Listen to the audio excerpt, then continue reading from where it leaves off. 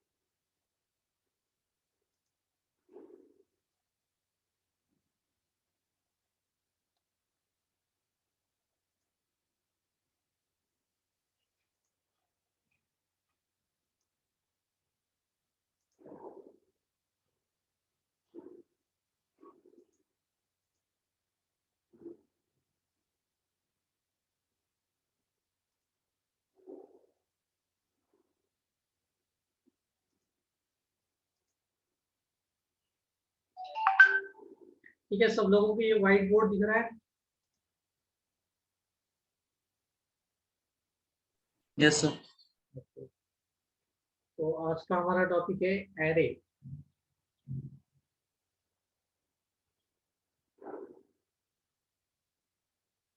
थोड़ा सा कंसंट्रेशन रखो। अगर आप फोन यूज कर रहे हो तो उसको फ्लाइट मोड में डाल दो, मीन्स आपके जो मैसेजेस एंड जो भी है डिस्टर्बेंस नहीं होगा।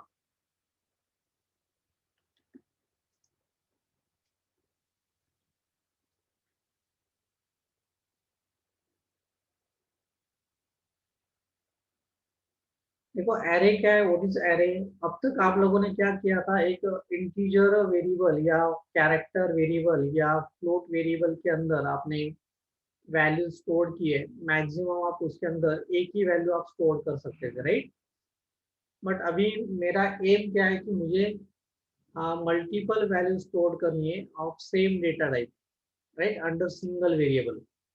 तो उसके लिए मुझे एरे यूज करना है, राइट। एरे का यूज किस लिए हो रहा है? To store multiple value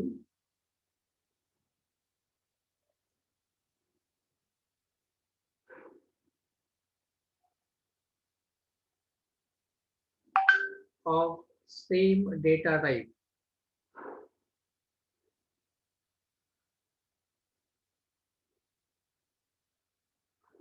under single variable।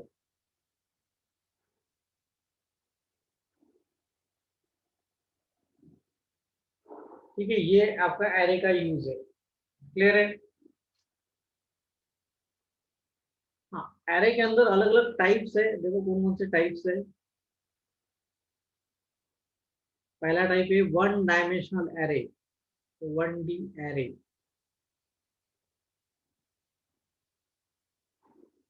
के दूसरा टाइप है टू डायमेंशनल एरे।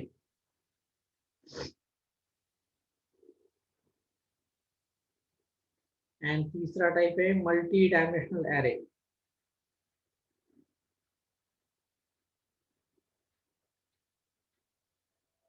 ठीक है, तो अभी आज हम यहाँ पे कंसंट्रेशन करने वाले वन डायमेंशन एरे के ऊपर।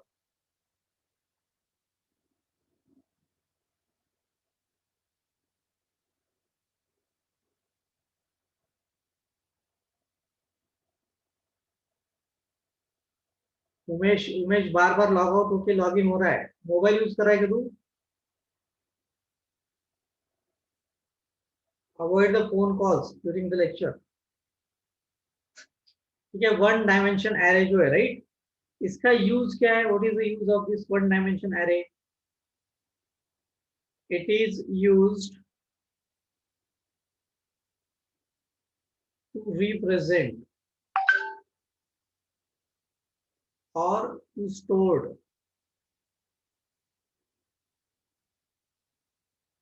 लिस्ट। लिस्ट स्टोर करने के लिए या स्ट्रिंग स्टोर करने के लिए, राइट, और टू स्टोर स्ट्रिंग।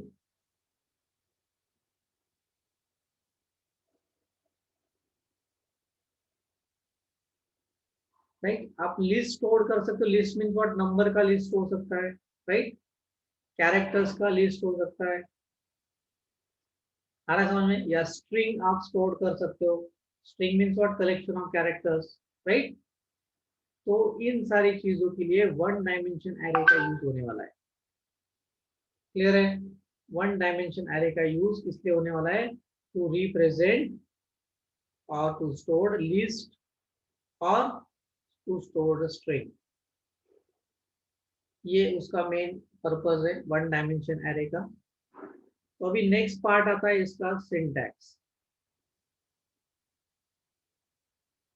ठीक है, सिंटैक्स क्या देखो इसका, डेटा टाइप नेम,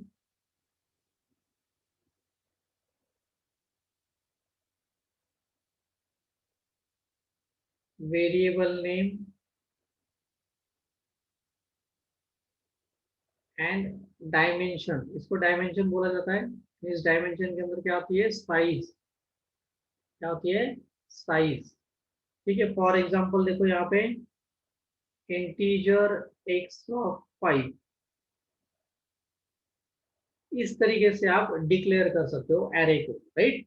अभी इसका मतलब क्या हो रहा है, we can store maximum 5 elements in this array. तो ये क्या करेगा, पहले 5 एलिमेंट्स के लिए मेमोरी एलोकेट करेगा, राइट। कोई भी वेरिएबल जैसे आप डिक्लेयर करते हो तो मेमोरी एलोकेट करता है कि नहीं, एक इंटीजर स्टोर करने के लिए 2 बाइट की मेमोरी लगती है सपोज, राइट। तो ऐसे मुझे 5 इंटीजर एलिमेंट्स को स्टोर करना है। क्लियर है? तो एक इंटीजर को अगर 2 बाइट लगती है तो 5 इंटीजर स्टोर करने के लिए कितनी मेमोरी लगेगी, 10 बाइट। ये टोटल 10 बाइट की मेमोरी वो एलोकेट करेगा। क्लियर है? इस मेमोरी का नाम क्या रहेगा, एक्स। एक एलिमेंट स्टोर करने के लिए यहाँ पे, राइट, जो जगह बनती है उसको बोला जाता है स्लॉट। एंड इन स्लॉट्स को नंबर्स होते हैं। ओके, ये नंबर्स 0 से स्टार्ट होते हैं। अगर आपके 5 साइज का अगर एरे आपने डिक्लेयर किया है तो लास्ट इंडेक्स नंबर क्या होगा, 4। 0 से अगर आपने स्टार्ट किया है तो, राइट, इंडेक्स नंबर 0 से ही स्टार्ट होता है। एंड लास्ट क्या रहेगा, एक से कम रहेगा जो कि साइज है आपका उससे, राइट।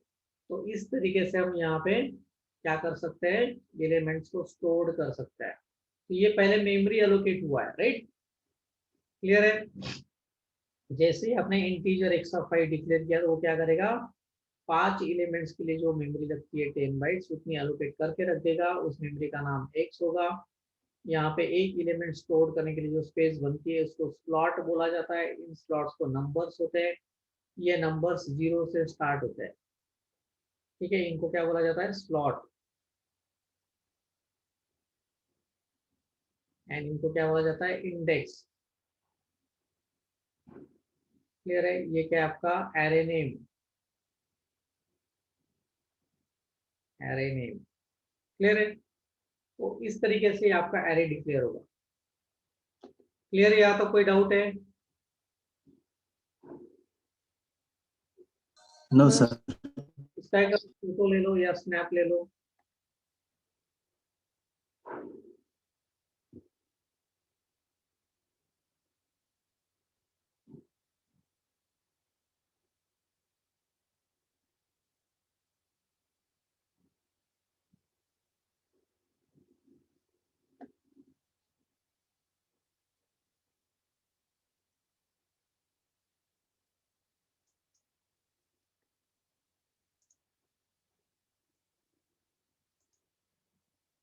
अभी देखो आगे वाला पार्ट क्या है, ये जो मेमोरी अपने अभी एलोकेट की है, राइट, वेरिएबल डिक्लेयर करने के बाद जो मेमोरी एलोकेट हो चुकी है, इस मेमोरी के अंदर मुझे वैल्यू स्टोर करनी है।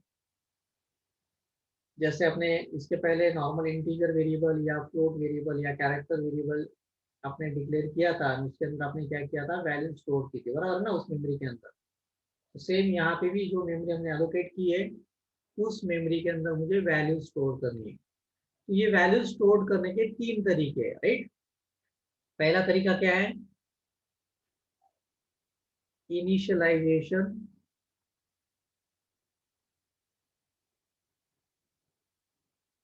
Eight the time of declaration.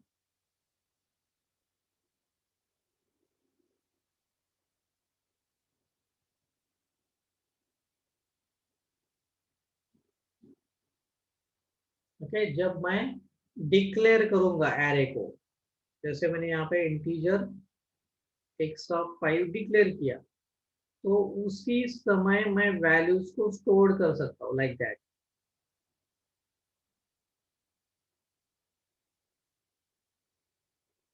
इस तरीके से आप 5 वैल्यूज यहाँ पे स्टोर कर सकते हो, क्योंकि हमने कितने साइज का एरे डिक्लेयर किया है, 5 साइज का।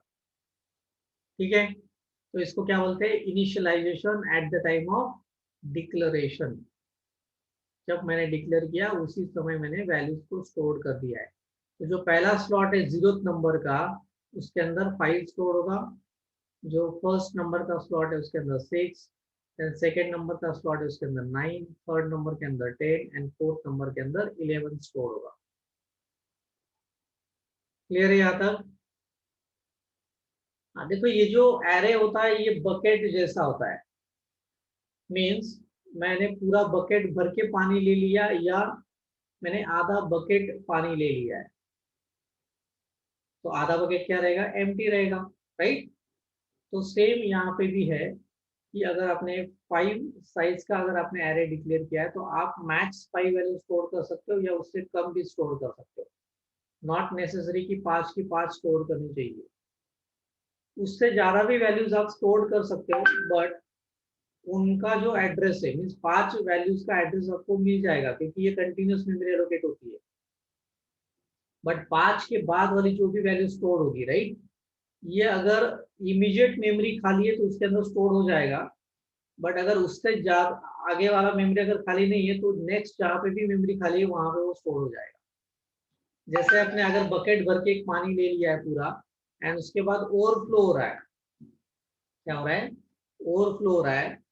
तो ओवरफ्लो जब होता है, क्लियर है, क्या होता है, ओवरफ्लो जब होता है तो क्या होगा, वो पानी कहाँ पे जाएगा, कहाँ पे स्टोर होगा, उसका एड्रेस आपको पता है क्या, जमीन के अंदर कहाँ पे स्टोर होने वाला है। बट बाल्टी के अंदर जो पानी आपने भर के रखा है, उसका एड्रेस आपके पास है। बट उसके बाद जो पानी स्टोर होने वाला है वो कहाँ पे स्टोर होने वाला है, ये आपको पता नहीं। सपोज आपने एक बाल्टी के नीचे एक बड़ा टब रख दिया है, राइट, एंड जो भी ओवरफ्लो होने वाला वाटर है वो कहाँ पे स्टोर होगा, एक टब के अंदर स्टोर हो जाएगा। तो इमीडिएट मेमोरी है, मीन्स वो इमीडिएट एक जगह है वहां पे वो पानी स्टोर हो गया है। बट वो इमीडिएट अगर मेमोरी नहीं है तो वो जमीन के अंदर जाने वाला है, राइट। क्लियर है, तो उसका एड्रेस हमें पता नहीं जमीन के अंदर कहाँ पे स्टोर होने वाला है, बट स्टोर होता है, राइट। तो इसने आपने यहाँ पे अगर आपने 5 से ज्यादा भी अगर एलिमेंट दे दिए तो वो एरर नहीं देगा, वैल्यूज को स्टोर कर लेगा। बट उनका एड्रेस जो एक्स्ट्रा वैल्यूज है उनका एड्रेस आपके पास नहीं रहेगा। क्लियर है, उनको अगर आपने रिट्रीव करने की कोशिश की तो शायद मिल भी सकती है, नहीं भी मिल सकती। तो ये है एरे के बारे में थोड़ा सा डेप्थ मैंने अभी आज बताया आपको। नेक्स्ट क्या पार्ट है कि सेकेंड जो वे है वैल्यू इनिशियलाइज करने का, उसको क्या बोला जाता है, initialization after declaration. After declaration, correct.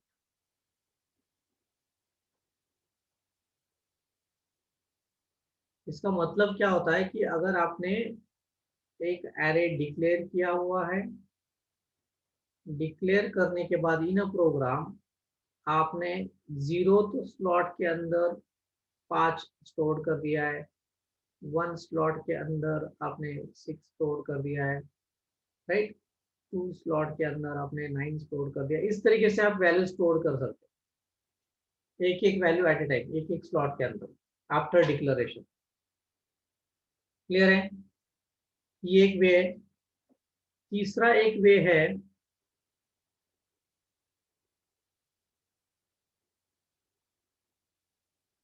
तीसरा एक वे है यहाँ पे,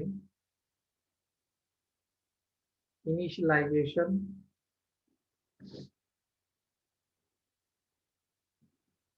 by using input function, by using input function, right, means आपने array डिक्लेयर कर दिया है, एंड यहाँ पे एक सब कुछ और एक वेरिएबल आपने ले लिया i, यहाँ पे अपने फॉर लूप चला दिया है, for i equal to 0, i less than 5, i plus plus. यहाँ पे आपने लिख दिया scan F percent D ampersand x of I. तो इसका मतलब क्या होगा कि आपने क्या किया है, एड्रेस दिया हुआ है, आई की वैल्यू अभी इनिशियली क्या है, 0 है, 0 लेस देन 5 है, अंदर लूप के अंदर आप आओगे, एम्परसेंड एक्स ऑफ 0 तो स्लॉट का एड्रेस आपने दिया है, तो उस स्लॉट के अंदर यूजर जो भी वैल्यू देगा वो वैल्यू स्टोर हो जाएगी। फिर उसके बाद आई प्लस प्लस होगा, एंड एम्परसेंड एक्स ऑफ 1 उस लोकेशन पे वैल्यू स्टोर होगी, then i plus plus x of 2, right, then i plus plus x of 3। इस तरीके से आप 5 वैल्यू स्टोर कर सकते हो। तो ये स्कैनएफ क्या है, इनपुट फंक्शन है। स्कैनएफ क्या है, इनपुट फंक्शन है। तो इस इनपुट फंक्शन का यूज करके आप एरे के अंदर वैल्यू स्टोर कर सकते हो। तो ऐसे 3 तरीके वैल्यू स्टोर करने के। ओके, अभी इसका भी एक फोटो ले लो, स्नैप ले लो।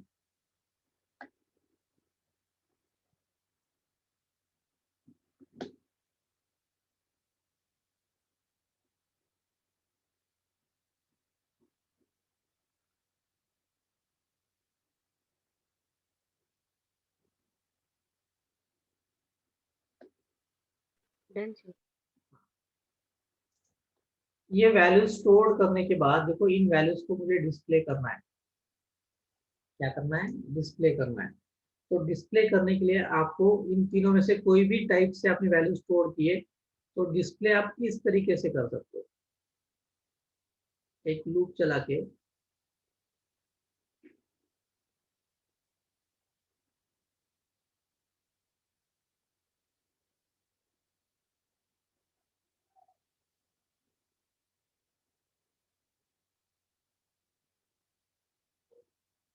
इस तरीके से आप वैल्यूज को डिस्प्ले कर सकते हो। तो ये एक एक वैल्यू डिस्प्ले करता जाएगा, 0 स्लॉट की वैल्यू डिस्प्ले करेगा, देन आई प्लस प्लस होगा, फर्स्ट स्लॉट की वैल्यू डिस्प्ले करेगा, देन आई प्लस प्लस होगा, सेकेंड स्लॉट की वैल्यू डिस्प्ले करेगा, देन आई प्लस प्लस होगा, राइट दैट, राइट। तो ये इस तरीके से सारी वैल्यूज को डिस्प्ले कर देगा। अगर आपको लूप नहीं यूज करना है तो आपको क्या करना पड़ेगा, 5 बार प्रिंटफ स्टेटमेंट को लिखना पड़ेगा, 5 वैल्यूज को अगर डिस्प्ले करना है तो। Printf percent D x of 0, printf percent D x of 1, इस तरीके से आपको लिखना होगा अगर आपने लूप यूज नहीं किया तो।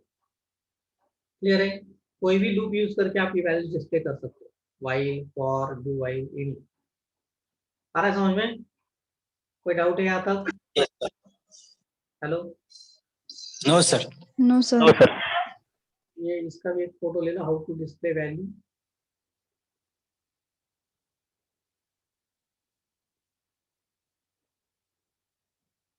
ठीक है, इसका एक फोटो ले लो।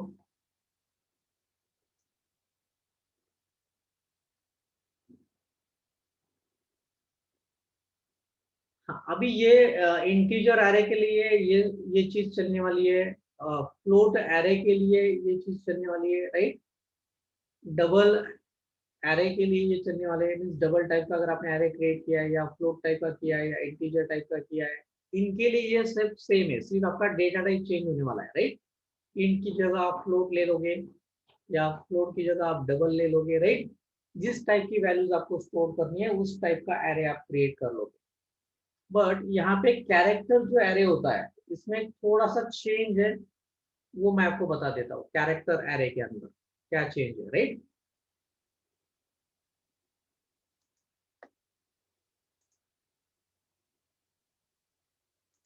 देखो, कैरेक्टर एरे के अंदर फर्स्ट जो वे है वैल्यू स्टोर करने का, character array,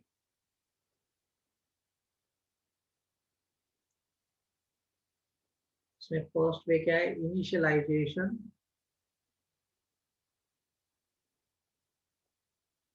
eight the time of declaration.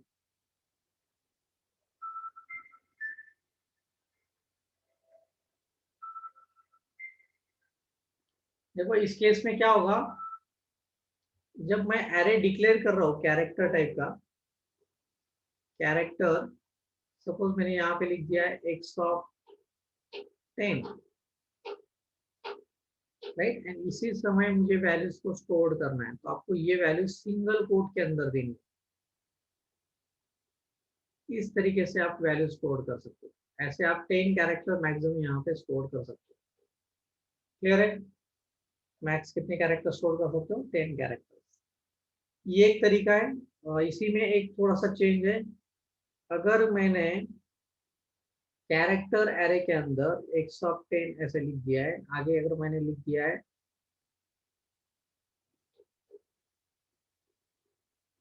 Ram, and last मैंने कैरेक्टर लिख दिया है \0,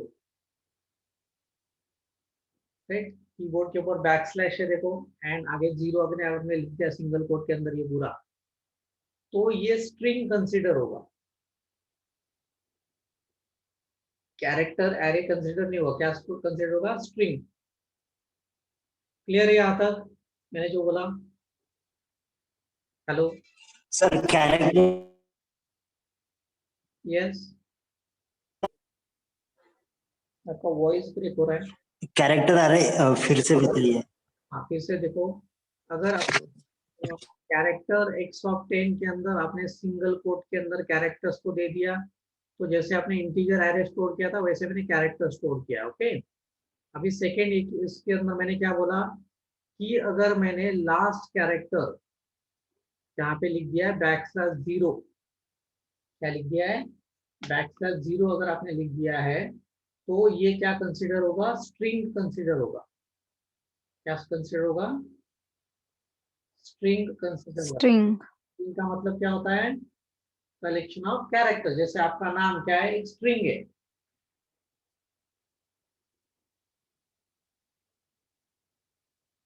समझ में आ रहा है कि मैं क्या बोल रहा हूँ? आपका नाम क्या है? स्ट्रिंग है, राइट। तो ये यस स्ट्रिंग सर। यहाँ पे आप स्टोर करना है, तो आप इस तरीके से स्टोर कर सकते हो अगर eight the time of declaration आपको डालना है तो। ये एक तरीका है। दूसरा एक तरीका इस तरीके से भी आप कर सकते हो। डबल कोट के अंदर आप लिख सकते हो राकेश, राइट। अभी ये स्टोर्ड कैसे होगा? ये आपका एरे जो मेमोरी एलोकेट हुआ है, ये एज्यूम करो ये मेमोरी एलोकेट हुआ है यहाँ पे, राकेश इस तरीके से वो स्टोर कर लेगा।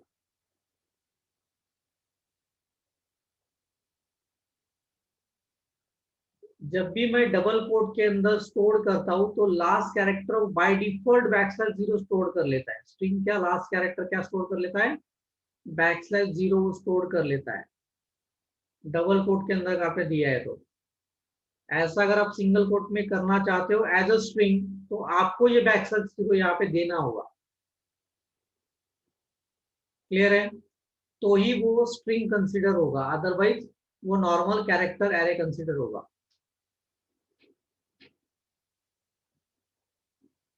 यहाँ तक क्लियर है क्या सब लोगों को? Yes sir. पक्का? जो आगे। yes, हाँ, ये पहला टाइप हो गया initialization at the time of declaration करने का। सेकेंड टाइप देखो क्या है? Initialization after declaration.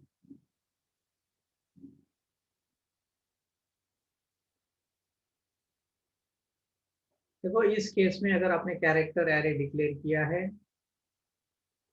राइट, तो एक एक कैरेक्टर अगर आपको स्टोर करना है इन अ प्रोग्राम, तो इस तरीके से आप कर सकते हो। जैसे नॉर्मल पहले हमने इंटीजर के अंदर किया था, सेम वैसे ही, सिर्फ सिंगल कोट में आपको कैरेक्टर्स को देना है। क्लियर है? तो इस तरीके से आप 10 कैरेक्टर्स यहाँ पे स्टोर कर सकते हो इस टाइप में। अगर आपने इसको स्ट्रिंग स्टोर करना है इस इनिशियलाइजेशन आफ्टर डिक्लेरेशन में, डिक्लेयर करने के बाद, तो कैसे करोगे आप स्ट्रिंग? यहाँ पे strcpy नाम का एक स्टैंडर्ड फंक्शन है।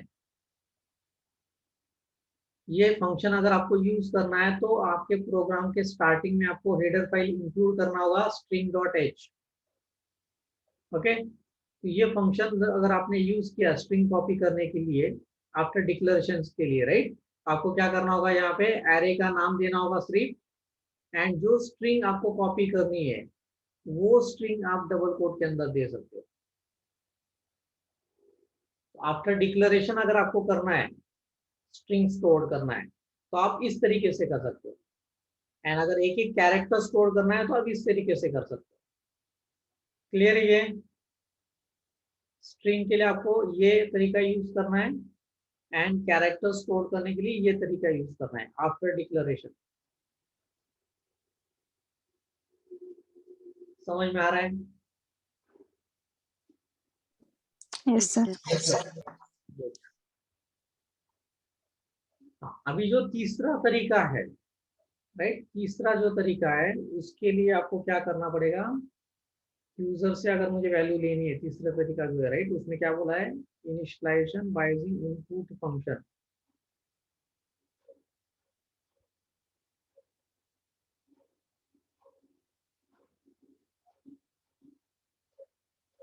तो इस केस में आप लिखोगे यहाँ पे scanf %s, राइट। यहाँ पे आप सिर्फ क्या दोगे, एरे का नाम, क्या देना है, सिर्फ एरे का नाम आपको देना है, scanf %x,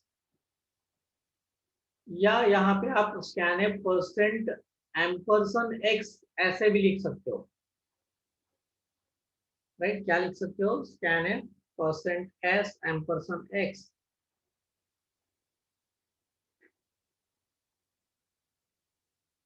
इस तरीके से भी आप लिख सकते हो, या कौन सा और एक तरीका है, आप इस तरीके से भी लिख सकते हो, scanf %s $x0।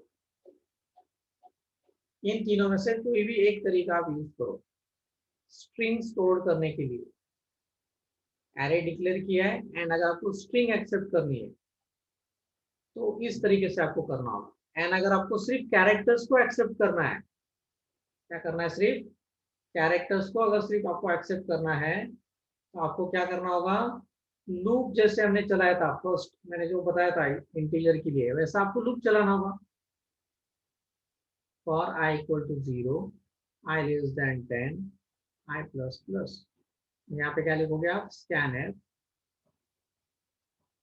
%c, right, एक एक कैरेक्टर अगर आपको एक्सेप्ट करना है तो यहाँ पे क्या लिखोगे आप, $x ऑफ i।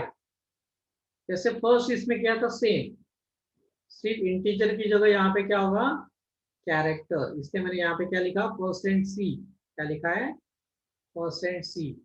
ये लूप यहाँ पे कंप्लीट हो जाएगा।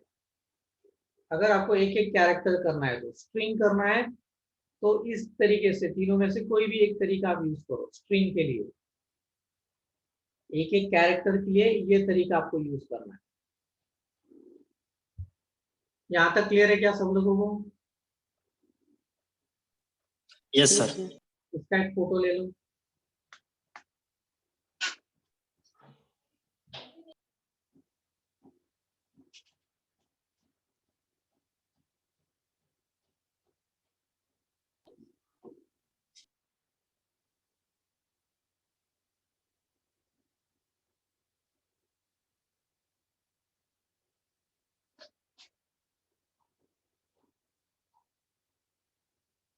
ओके, ले लिया आप लोगों ने इसका फोटो?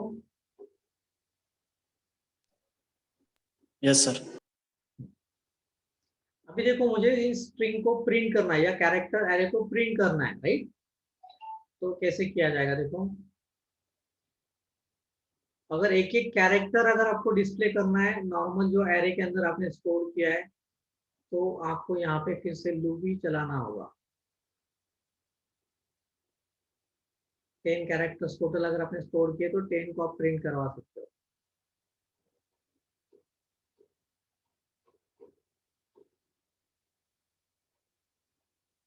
ठीक है, इस तरीके से आप कैरेक्टर्स को प्रिंट करवा सकते हो जो एरे के अंदर आपने स्टोर किए, कैरेक्टर एरे के अंदर। अगर आपने एज अ स्ट्रिंग स्टोर किया है उनको एक एक कैरेक्टर करके प्रिंट करना है, स्ट्रिंग के अंदर स्टोर किया है एक एक कैरेक्टर का अगर अपने आपको प्रिंट करना है तो क्या करना होगा, x of i not equal to \0। यहाँ पे कंडीशन क्या देनी चाहिए, x of i not equal to \0 means आपका स्ट्रिंग का लास्ट कैरेक्टर बाय डिफॉल्ट क्या स्टोर होता है, /0 स्टोर होता है, राइट। तो यहाँ पे अगर स्ट्रिंग के एक एक कैरेक्टर को आपको प्रिंट करना है तो आप इस तरीके से कर सकते हो।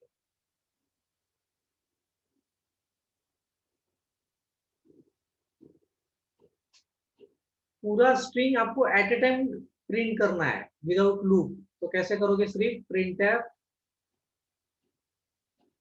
%s array name, %s लिखना है, पूरा string at a time print करना है आपको, तो सिर्फ एरे नेम देना पड़ता है आपको।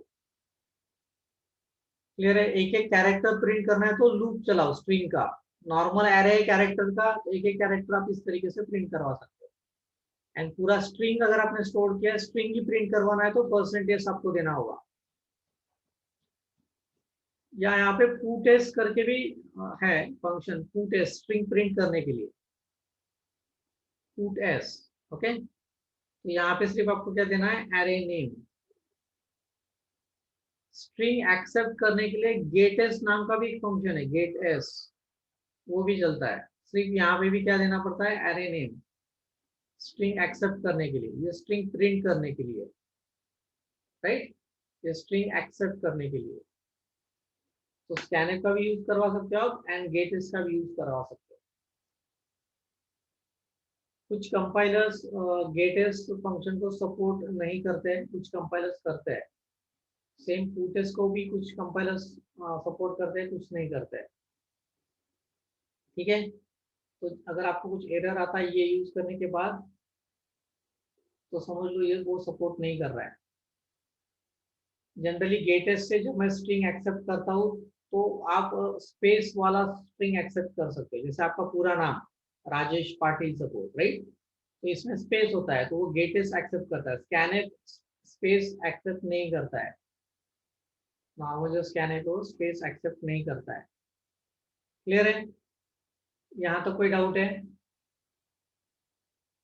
No, sir. इसका भी सर पिछले पिछले वाले स्लाइड में एम्परसाइन और एक जगह एम्परसाइन यूज नहीं किया स्ट्रिंग एक्सेप्ट करने के समय, तो उसका डिफरेंस क्या है? दोनों तरीके बोले ना आप, ओनली एरे नेम भी दे सकते हो या एम्परसन एरे नेम भी दे सकते हो या एम्परसन एरे नेम ऑफ 0 ऐसे भी आप दे सकते हो। ऐसे मैंने तीनों तरीके बताए थे, देखो।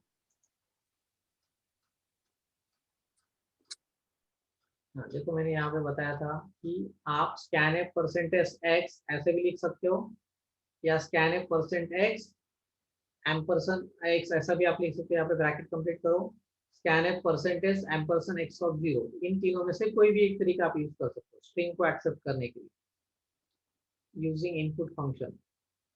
ओके, एंड एक एक कैरेक्टर अगर करना है तो आप ये तरीका यूज कर सकते हो। For I equal to 0, I plus plus, right, I less than 10, I plus plus, scanf %c एम्परसन x of I। समझ में आ रहा है? सर मतलब टेक्निकली डिफरेंस कुछ नहीं है उसमें तीनों में? इन तीनों का मतलब क्या होता है? Base address. एक्स का मतलब ये क्या होता है? Base address, starting address of array. Ampersand X का मतलब भी सेम ही है एंड एम्परसन एक्स ऑफ 0 का मतलब भी सेम ही है, बेस एड्रेस। ओके, एंड यहाँ पे एक एक कैरेक्टर लेना है तो हर स्लॉट का एड्रेस आपको देना पड़ता है, इसलिए यहाँ पे हमने क्या लिखा? Of I. यस हाँ, क्लियर है? Yes sir. हाँ, ये इसका आपने फोटो ले लिया जो अभी जो मैंने दिखाया था स्लाइड,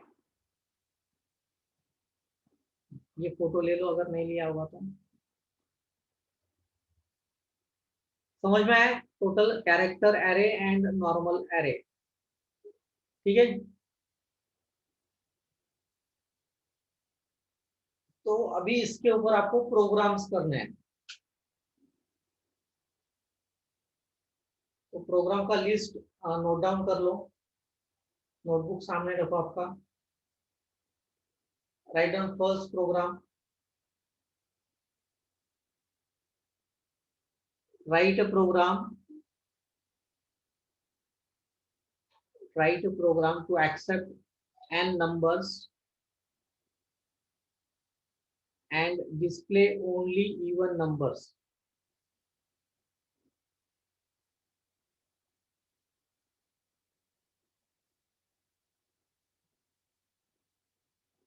सेकेंड प्रोग्राम ले लो। सर सर प्लीज रिपीट करो sir. Write a program to accept n numbers and display only even numbers. Means आपको एरे के अंदर n नंबर्स को एक्सेप्ट करना है, स्टोर करना है, and उनमें से डिस्प्ले करते वक्त सिर्फ जो इवन है उन्हीं को डिस्प्ले करना है. ये टाइम अगर खत्म होता है तो फिर से ज्वाइन करो. हाँ,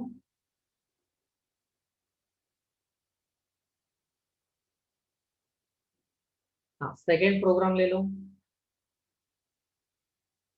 right a program to accept n numbers and display only prime numbers.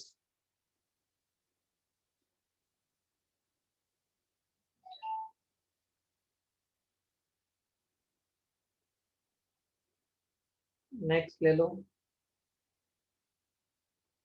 Write a program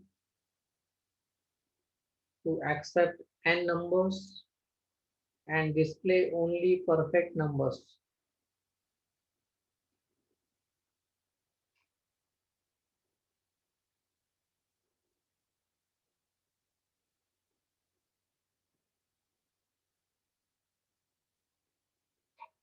Next program ले लो. Write a program to accept n numbers and display only Armstrong numbers.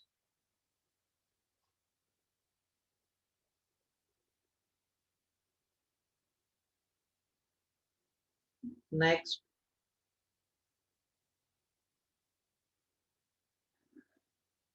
write a program